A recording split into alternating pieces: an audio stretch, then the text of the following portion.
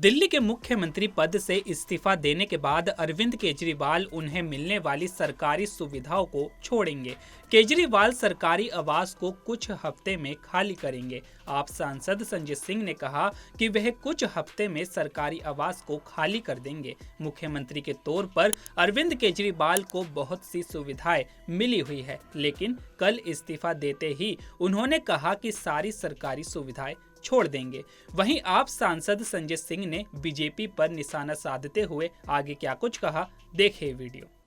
हमने ऐसे नेताओं को भी इस देश में देखा है जो अपनी सुविधाओं से ऐसे चिपके रहते हैं जैसे पतंगा रोशनी से चिपका रहता है, लेकिन अरविंद केजरीवाल ऐसे नेता नहीं है। उन्होंने तय किया है कि मुख्यमंत्री के तौर पर मिलने वाली सारी सुविधाओं को वो त्याग देंगे। वो अपना सरकारी आवास खाली करेंगे, मुख्यमंत्री आवास खाली करेंगे और अगले कुछ हफ्तों के अंदर वो नए ठिकाने पर जाएंगे। लेकिन इन सब से बड़ा सवाल यह है कि आज बीजेपी की साजिशों के कारण एक ईमानदार नेता को इस्तीफा देना पड़ा। उनकी घिनौनी राजनीति के कारण आज एक ईमानदार नेता को इस्तीफा देना पड़ा। इस बात का गुस्सा दिल्ली के लोगों के मन में है और दिल्ली के 2 करोड़ लोग अब इस बात का फैसला करेंगे कि उनका बेटा, उनका लाल ईमानदार है या गुनहगार है। बीजेपी से लेकर अदालत में जाएंगे अरविंद केजरीवाल और जनता की अदालत से प्रचंड बहुमत का प्रमाण पत्र लेकर सीएम की कुर्सी पर बैठेंगे। यह दिल्ली की जनता उनको बैठाएगी। और क्यों?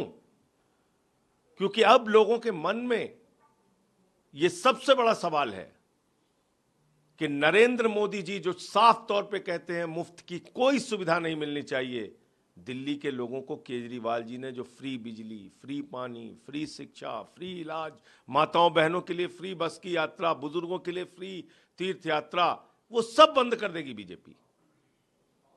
इस बात का डर है लोगों के मन में। बीजेपी सवाल उठा रही है कि अब है कि वो घर खाली करेंगे। 9.5 साल तो उन्होंने सुख सुविधाओं का इस्तेमाल कर लिया, अब जबकि जनता एक तरह से उनके खिलाफ है तो ये सब काम किए जा रहे हैं। देखिए, बीजेपी क्या कह रही है वो महत्वपूर्ण नहीं है। अरविंद केजरीवाल को कम से कम बीजेपी से ईमानदारी का प्रमाण पत्र लेने की जरूरत नहीं है।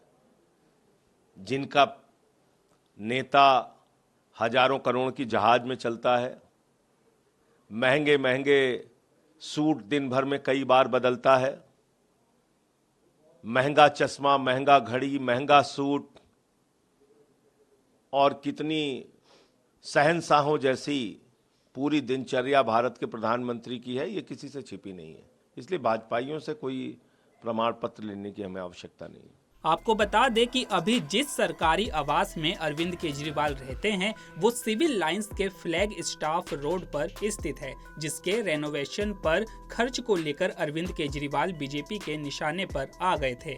बीजेपी ने इसे मुद्दा बनाकर दिल्ली सरकार के खिलाफ मोर्चा खोला था, जिसके बाद एलजी ने एंटी करप्शन ब्रांच की जांच बिठा दी थी।